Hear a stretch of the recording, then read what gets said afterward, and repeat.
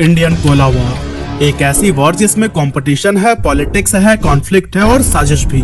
इस वॉर में बहुत सारे कंपनीज आए और गए, सरकार ने ढेरों नियम बनाए और तोड़े, कंपनीज को खत्म करने के लिए साजिश तक रचा गया, लेकिन अंत में बस कुछ ही ब्रांड सरवाइव करने में कामयाब रहे। तो दोस्तों, आज के टाइम पर आप कोका कोला को पसंद करते हो, थम्स अप को या फिर पेप्सी को, इससे कोई फर्क नहीं पड़ता। फर्क पड़ता है तो सिर्फ इस बात से कि इन सॉफ्ट ड्रिंक्स ने आपके घर में जगह बनाने के लिए क्या क्या पापड़ बेले हैं। आज से पहले आपने बहुत से राइवलरी के किस्से सुने होंगे, लेकिन ये इंडियन कोला वॉर उन सबसे कहीं ज्यादा दिलचस्प होने वाला है। तो फिर चलिए शुरू करते हैं।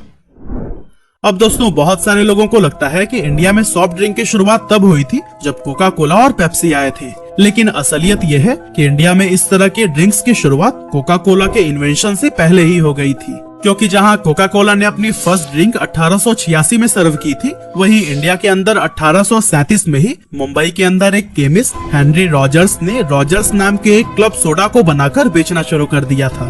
जल्द ही ये कोल्ड ड्रिंक इंडियंस को खूब पसंद आने लगा, जिसके बाद से रॉजर्स मुंबई के हर बार, होटल, रेस्टोरेंट और क्लब की शान बन गया था। लगभग 28 सालों तक रॉजर्स सोडा मार्केट का एक लौता किंग बना रहा, लेकिन 1865 में इसका पहला कॉम्पिटिटर मार्केट में एंटर हुआ, जिसका नाम था पलंजी सोडा। ये सोडा लॉन्च होते ही पूरे मार्केट में छा गया, क्योंकि इसका रसबेरी फ्लेवर लोगों को बहुत पसंद आया। अब जब इन दोनों ड्रिंक्स के सक्सेस को कुछ पारसी बिजनेसमैन ने देखा, तो उन्होंने सोचा कि क्यों ना हम भी खुद का कार्बोनेटेड ड्रिंक्स बनाकर बेचें। और फिर इसी सोच के साथ उन्होंने 1884 में अर्धसिर सोडा को लॉन्च किया, जो कि पलंजी सोडा को डायरेक्टली कॉम्पिटिट कर रहा था, और ये भी मार्केट में काफी पॉपुलर हुआ। और हाँ, इसी बीच 1889 में ड्यूक सोडा को भी लॉन्च किया गया था, जो कि अगेन एक सक्सेस साबित हुआ था। अब दोस्तों, इस टाइम तक यूएस के अंदर कोका कोला भी लॉन्च हो चुका था, जो कि अमेरिकन के बीच में काफी पसंद किया जा रहा था, जिसके बाद से कोका कोला ने यूएस से निकलकर बाकी के कंट्रीज में भी अपने पैर जमाने शुरू कर दिए। लेकिन दोस्तों, इंडियन मार्केट में एंटर करने में उन्हें अभी भी 2-3 डिकेड्स लगने वाले थे। इसी बीच इंडिया में कई सारे लोकल सोडा ब्रांड आ चुके थे। इसके अलावा गोली सोडा या बांटा लगभग हर छोटे से लेकर बड़े शहरों में बहुत ही वाइडली मिलने लगा था, जिसके बाद से सोडा मार्केट में पहले के मुकाबले काफी ज्यादा कंपटीशन बढ़ गया। अब अगर हम सीधे आजादी के बाद के भारत पर आए, तो उस समय कोका कोला को इंडियन मार्केट में एंटर होने की एक बहुत बड़ी अपॉर्चुनिटी दिखी। और बिना इस बात को जाने कि इंडिया में पहले से ही लोकल ब्रांड्स के बीच एक कोला वॉर चल रहा है, इसने भी 1950 में दिल्ली के अंदर अपना प्लांट ओपन कर दिया। लेकिन दोस्तों, जब सॉफ्ट ड्रिंक मार्केट में इतने सारे प्लेयर्स उतर रहे हो, तो भला पार्ले कैसे पीछे रह जाता। कई सारे पॉपुलर प्रोडक्ट्स लॉन्च करने के बाद पार्ले ने सोचा कि क्यों ना आप सॉफ्ट ड्रिंक में भी अपनी किस्मत आजमाई जाए। इसीलिए पार्ले ने उसी साल खुद का कोला लॉन्च कर दिया, जिस साल कोका कोला इंडिया में आया था। अब पार्ले भारत में एक जाना माना ब्रांड था, जिसे इंडियंस खूब पसंद भी किया करते थे। इसीलिए कोका कोला को यह समझते देर नहीं लगी कि पार्ले से उसे भारी कंपटीशन मिलने वाला है। लेकिन एक चीज जिसने कोका कोला के झल्लाहट को बढ़ा दिया था, वो था पार्ले के सॉफ्ट ड्रिंक का नाम और पैकेजिंग। असल में पार्ले ने इस सॉफ्ट ड्रिंक का नाम अपने फ्लैगशिप प्रोडक्ट पार्ले जी ग्लूकोज बिस्किट के तर्ज पर ग्लूको कोला रखा था, जो दिखने में कोका कोला से काफी सिमिलर लगता था। और हाँ, पार्ले ने फॉन्ट भी लगभग सेम कोका कोला की तरह ही यूज किया था। ऐसे में कोका कोला को लगने लगा कि इस नाम की वजह से लोगों में कंफ्यूजन क्रिएट होगी और उसके ग्राहक ग्लूको कोला की तरफ शिफ्ट हो सकते हैं। इसीलिए उसने पार्ले पर नाम बदलने के लिए केस फाइल कर दिया। अब केस की वजह से पार्ले ने ग्लूको कोला का नाम तो बदल दिया, लेकिन इससे कोका कोला की प्रॉब्लम का कोई सोल्यूशन नहीं निकला, क्योंकि पार्ले ने अपनी इस ड्रिंक का नाम बदलकर पार्ले कोला कर लिया था, जो कि अभी भी कोका कोला से काफी सिमिलर ही था। खैर, इस विवाद की वजह से इन दोनों कंपनीज के बीच लगभग 2 सालों तक टसल चलता रहा, और आखिरकार पार्ले ने हार मानते हुए सॉफ्ट ड्रिंक मार्केट को अलविदा कह दिया। लेकिन दोस्तों, ये पार्ले सॉफ्ट ड्रिंक मार्केट का अंत नहीं था, बल्कि वो कुछ ऐसा प्लान कर रहा था जिसके जरिए वो इस मार्केट में भी बना रहे और कोका कोला को डायरेक्ट कॉम्पिटिट भी ना करे। इसके लिए 1952 में उसने अपना ऑरेंज फ्लेवर्ड सोडा लॉन्च किया, जिसका नाम रखा गया था गोल्ड स्पॉट। हालांकि ये ऑरेंज कलर का बेवरेज बच्चों के बीच तो खूब पसंद किया गया, लेकिन ये यंगस्टर्स के बीच में कोई खास पहचान नहीं बना सका, और इसी वजह से अगले एक दशक तक कोका कोला ही ज्यादातर इंडियंस की पहली पसंद बना रहा। हाँ, कोका कोला को टक्कर देने के लिए उसका सबसे बड़ा कॉम्पिटिटर पेप्सी भी अब इस मार्केट में आ चुका था, लेकिन फिर भी यह ब्रांड लोगों के बीच कोका कोला के क्रेज को कम करने में नाकामयाब रहा, और इसी वजह से पेप्सी के लॉसेस लगातार बढ़ते चले गए और आखिरकार 1962 में इसने इंडिया से एग्जिट ले लिया।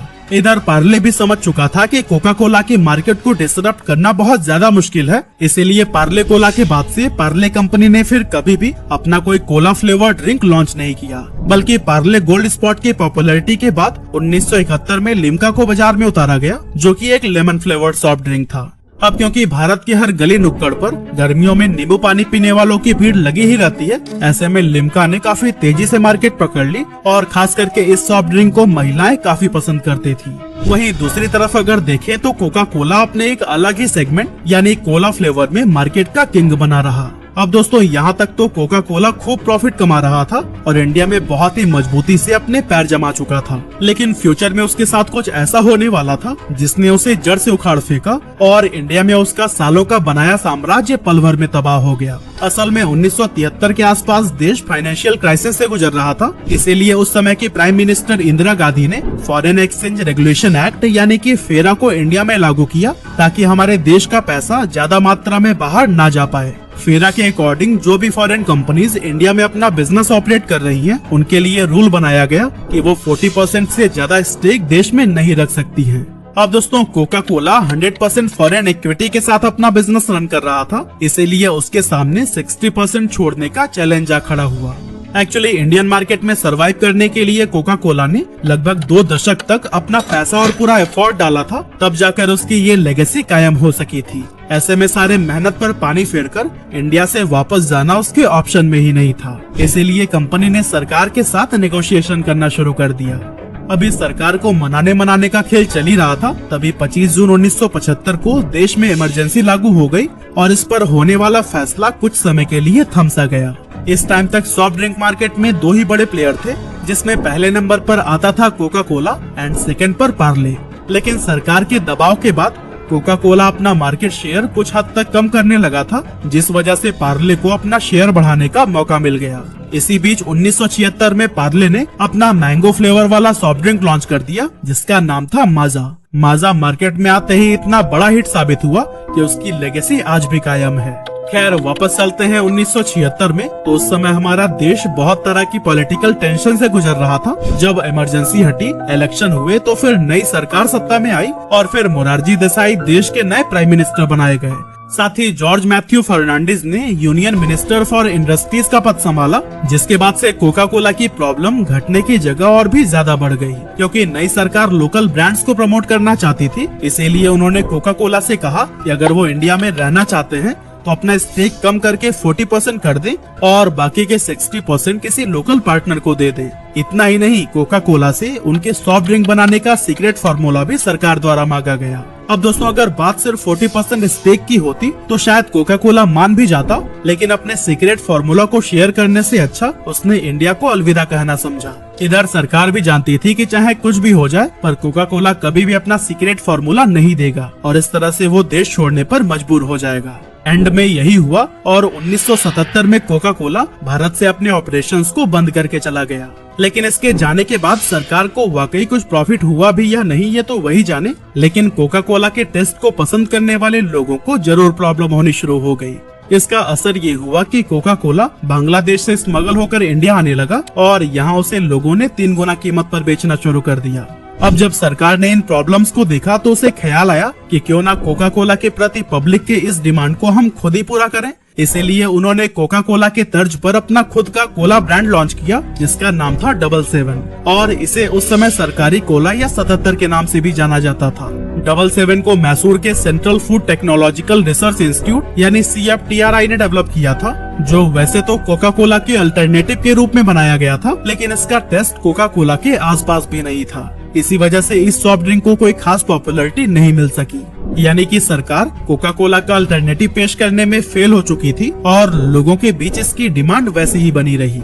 इसके अलावा कोका कोला के इंडिया से जाने के बाद प्योर ड्रिंक्स नाम की एक ऐसी कंपनी थी जो कि बंद होने के कगार पर पहुंच गई थी, क्योंकि ये कोका कोला के बॉटल्स को मैन्युफैक्चर किया करती थी। साथ ही कंपनी की टोटल मार्केटिंग, सेल्स और एडवर्टीजमेंट का काम भी यही संभालती थी। अब जब प्योर ड्रिंक्स के मालिक चरणजीत सिंह ने लोगों के बीच कोका कोला के क्रेज को देखा तो उन्होंने अपनी खुद की कोला ड्रिंक्स लॉन्च करने की सोची, लेकिन जिस तरह से लोगों ने 77 को नकार दिया था, प्योर ड्रिंक्स को भी डर सताने लगा कि कहीं उनके साथ भी ऐसा ही न हो हो जाए। पर जैसा कि कंपनी पहले से ही बंद होने के कगार पर थी, ऐसे में रिस्क लेना तो बनता था। इसीलिए 1977 में प्योर ड्रिंक्स ने कैंपा कोला को लॉन्च किया, जिसने इस पूरे मार्केट को ही चेंज करके रख दिया। कैंपा कोला का टेस्ट लोगों को खूब पसंद आया और ये लॉन्च होते ही पूरे इंडियन मार्केट में पॉपुलर हो गया। इधर पार्ले, जो हमेशा कोका कोला की मार्केट से दूर रहता था, जब उसने देखा कि कोका कोला इंडिया छोड़कर जा चुका है, ऐसे में उसे मार्केट के अंदर एक बहुत बड़ी उम्मीद दिखाई दी और 1977 में ही इसने भी अपनी एक नई ड्रिंक थम्स अप को लॉन्च कर दिया, जिसे कैंपा की तरह ही काफी पसंद किया गया। लेकिन दोस्तों, इस प्रोडक्ट के सफलता के पीछे का रीजन ये बिल्कुल भी नहीं था कि इसने कोका कोला की रेसिपी को डिकोड करके उससे सिमिलर कोला बना लिया था, बल्कि थम्स अप इंडियंस के टेस्ट के अकॉर्डिंग लोकल स्पाइसेस और इंग्रेडिएंट्स को मिलाकर बनाया गया था।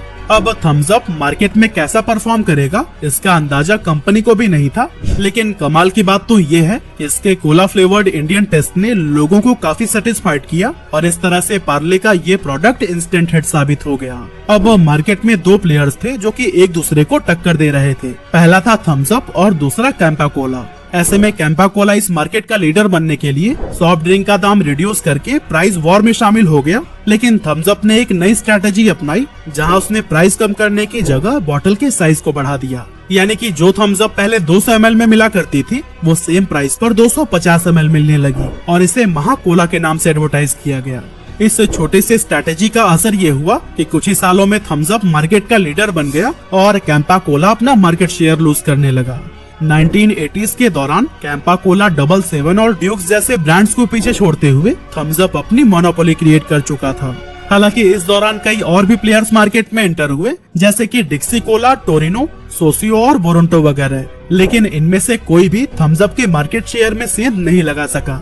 इधर पेप्सी भी बार बार इंडिया में रीएंटर होने की कोशिश कर रहा था, लेकिन हर बार उसकी अपील को सरकार ठुकरा दे रही थी। आखिरकार 5 साल के नेगोशिएशन और पार्लियामेंट में 20 बार डिबेट्स के बाद साल 1988 में राजीव गांधी की सरकार ने पेप्सी को इंडिया में आने के लिए अलाउ कर दिया, क्योंकि देश की फाइनेंशियल कंडीशन बहुत ही ज्यादा खराब होती जा रही थी, लोगों के पास रोजगार नहीं थी और सरकार भी लोन में दबी जा रही थी। ऐसे में अगर बाहर से इन्वेस्टमेंट आता तो फिर देश के डेवलपमेंट में लगाया जा सकता था, साथ ही जॉब क्रिएशन से लोगों का जीवन भी बेहतर होता। अब इसी सोच के साथ राजीव गांधी ने पेप्सी के लिए इंडिया के दरवाजे तो खोल दिए, लेकिन देश में ये घमासान का एक बड़ा मुद्दा बन गया, क्योंकि जॉर्ज मैथ्यू फर्नांडिस, जिन्होंने कोका कोला को बाहर का रास्ता दिखाया था, उन्होंने पेप्सी को भी धमकाना शुरू कर दिया कि अगली सरकार उन्हीं की ही बनेगी और अगर पेप्सी यहाँ आती है तो फिर हम उसे भी देश से बाहर निकाल फेंकेंगे। हालांकि इन सारी धमकियों के बावजूद पेप्सी इंडिया में पंजाब गवर्नमेंट के पंजाब एग्रो इंडस्ट्रियल कॉर्पोरेशन और वोल्टास इंडिया लिमिटेड के साथ ज्वाइंट वेंचर में एंटर कर जाती है, क्योंकि उसे पता था कि अभी इंडियन मार्केट में एक भी फॉरेन ब्रांड नहीं है, इसीलिए एक बहुत ही बड़ी अपॉर्चुनिटी उसके लिए मौजूद है। विदेशी पेप्सी को देसी रूप देने के लिए उसका नाम लहर पेप्सी कर दिया गया, जो शुरुआत में सिर्फ जयपुर, कानपुर, बेंगलोर और पंजाब में बिका करती थी, लेकिन धीरे धीरे ये बड़े शहरों जैसे कि दिल्ली, बॉम्बे और कलकत्ता में भी पहुंच गई। इधर 1979 में कांग्रेस इलेक्शन हार गई और जनता दल के वीपी सिंह को प्राइम मिनिस्टर बनाया गया, जिसके बाद पेप्सी को डर सताने लगा कि अगर जॉर्ज फर्नांडिस ने फिर से यूनियन मिनिस्टर फॉर इंडस्ट्रीज का पद संभाला तो उनका भी हाल कोका कोला के जैसे ही होगा। लेकिन ये पेप्सी की अच्छी किस्मत ही थी कि इस बार जॉर्ज फर्नांडिस को मिनिस्टर ऑफ रेलवेज का पद सौंपा गया। इसके बाद आया साल 1991, जब इंडियन गवर्नमेंट ने ग्लोबलाइजेशन और लिबरलाइजेशन की शुरुआत की और अपनी डोमेस्टिक मार्केट को बाहरी कंपनीज के लिए ओपन कर दिया। पेप्सी ने भी इसका फायदा उठाते हुए पंजाब एग्रो इंडस्ट्रियल कॉर्पोरेशन और वोल्टास इंडिया के साथ अपना ज्वाइंट वेंचर खत्म कर दिया और 100% इक्विटी के साथ में बिजनेस रन करने लगा। इस तरह उसे बिना किसी दबाव या रेस्ट्रिक्शंस के इंडिया के हर कोने में अपनी सॉफ्ट ड्रिंक्स को बेचने की अपॉर्चुनिटी मिल गई और जल्द ही ये थम्स अप का एक बहुत ही बड़ा कॉम्पिटिटर बन गया। पेप्सी ने एडवर्टीजमेंट के लिए Indian movie star Juhi Chawla को साइन किया, तो वहीं थम्स अप क्रिकेट स्पॉन्सरशिप पर अपनी स्पेंडिंग्स को और भी ज्यादा बढ़ाने लगा था। और दोस्तों, अभी इन दोनों में राइवलरी चल ही रही थी। इस साल 1993 में कोका कोला ने इंडिया में दोबारा एंट्री ले ली और ये तीनों कंपनीज आपस में ही भिड़ गई। हालांकि बाद में ये राइवलरी सिर्फ कोका कोला एंड पेप्सी के बीच रह गई, क्योंकि कोका कोला ने पार्ले की, गोल्ड स्पॉट, लिम्का और थम्स अप इन तीनों को ही $60 मिलियन में खरीद लिया था। अब देखा जाए तो जिस समय कोका कोला इंडियन मार्केट में री एंटर हुआ था, उस समय थम्स अप के पास कोला सेगमेंट में 80% मार्केट शेयर था। साथ ही गोल्ड स्पॉट और लिम्का भी इसके बहुत ही पॉपुलर प्रोडक्ट थे। ऐसे में सवाल ये उठता है कि पार्ले के सामने आखिर ऐसी क्या मजबूरी आ गई कि उसे अपने सॉफ्ट ड्रिंक ब्रांड्स को बेचना पड़ गया। असल में दोस्तों कोका कोला के पास इस मार्केट में पैर जमाने के लिए दो ऑप्शंस थे। पहला ये कि धीरे धीरे वो अपने ऑपरेशंस को बढ़ाता, यानी कि अपने प्लांट्स लगाता, डिस्ट्रीब्यूशन नेटवर्क एस्टेब्लिश करता और टाइम के साथ इसका कंज्यूमर बेस इंक्रीज होने लगता। और दूसरा ऑप्शन था दूसरे ब्रांड के बॉटलर्स, यानी कि जो सॉफ्ट ड्रिंक्स की पैकेजिंग के साथ साथ ब्रांडिंग और डिस्ट्रीब्यूशन का काम देखते थे, उन्हें लालच देकर अपनी तरफ कर लेना। अब इसमें से पहला ऑप्शन तो बहुत ही टाइम कंज्यूमिंग था, लेकिन कोका कोला को तो जल्द से जल्द अपनी लेगेसी कायम करनी थी, इसीलिए उसने सेकंड ऑप्शन को चुना। अब दोस्तों भले ही उस टाइम पर थम्स अप के पास 80% मार्केट शेयर था, लेकिन इसके बिजनेस मॉडल्स में कुछ बहुत बड़ी कमियां थी। जैसे कि उनके पास 62 बॉटलर्स तो थे, लेकिन थम्स अप उनमें से सिर्फ 4 का ही मालिक था और बाकी के 58 इंडिपेंडेंटली ऑपरेट कर रहे थे। मतलब कि ये बचे हुए 58 बॉटलर्स कंपनी की गाइडलाइंस के अकॉर्डिंग सिर्फ थम्स अप को बनाने और डिस्ट्रीब्यूशन का काम किया करते थे।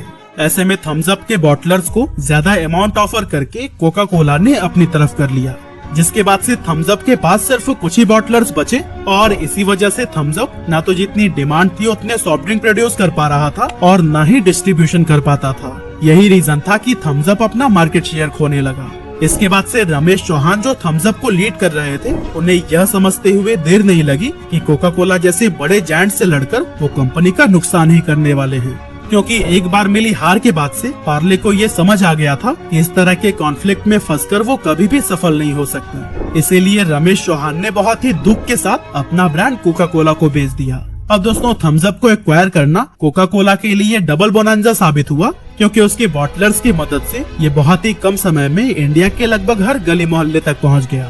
और दूसरा ये कि अब कोका कोला के लिए कोई भी कंपटीशन में बचा ही नहीं था, क्योंकि उसने मार्केट लीडर को जो खरीद लिया था। इसीलिए जल्दी उसने अपना स्ट्रॉन्ग प्रेजेंस पूरे इंडिया में बना लिया। लेकिन इसके बाद से दुनिया के सबसे फेमस राइवलरी यानी कोका कोला वर्सेस पेप्सी का वॉर इंडिया में भी देखने को मिलने लगा। 1996 में इंडियन सब कॉन्टिनेंट के अंदर क्रिकेट वर्ल्ड कप को ऑर्गेनाइज किया जा रहा था।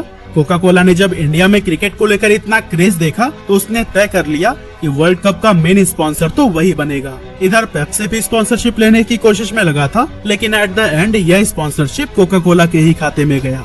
इस कैंपेन के लिए कोका कोला ने खूब खर्चा किया, नुसरत फतेह अली खान की आवाज में एक कैंपेन सॉन्ग बनवाया और ढेर सारे पोस्टर्स एंड बैनर्स के साथ में एड फिल्म भी रन किए। अब दोस्तों पेप्सी के हाथ भले ही ये स्पॉन्सरशिप न लगी हो, लेकिन इस मौके का उसने भी भरपूर फायदा उठाया और हर मैच में जमकर अपने एड्स चलाए।